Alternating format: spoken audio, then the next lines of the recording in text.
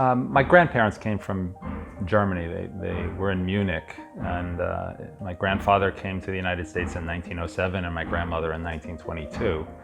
So, yeah, my ancestors came from here.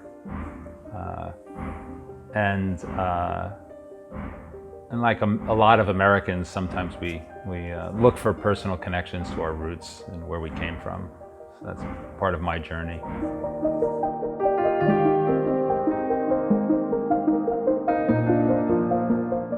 Well, personally, when I was growing up, it was a symbol of America, scientific know-how and engineering. And then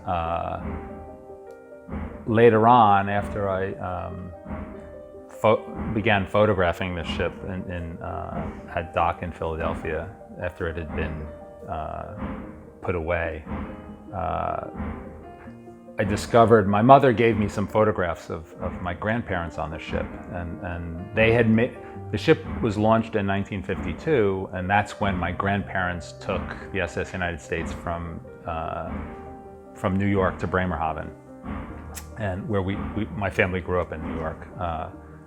And it was 1952, so I guess it was their first trip back to Germany. I think it was the first trip back since they emigrated, and it was the first trip back. You know, it was only 7 years after the war, so it must have been a very emotional trip to see.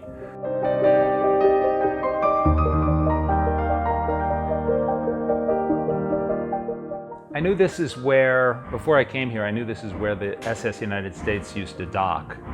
But, and I knew it had, you know, from photographs, this mid-century modern architecture. The SS United States was that, you know, aluminum, metal, kind of very modern in 1950, and this, I guess 1960, this building, the same kind of thing, a new style of architecture.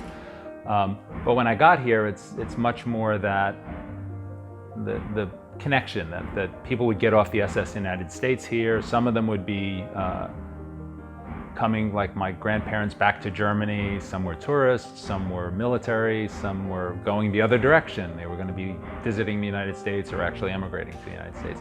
So the flow of people, and then this building, you know, it's almost, you know, between New York and here, there's a very strong connection. Millions of people came from here to New York City and back. So trying to, I don't know, understand, be there to have a more emotional, personal experience of that. And to see where, you know, I like this building because it hasn't been,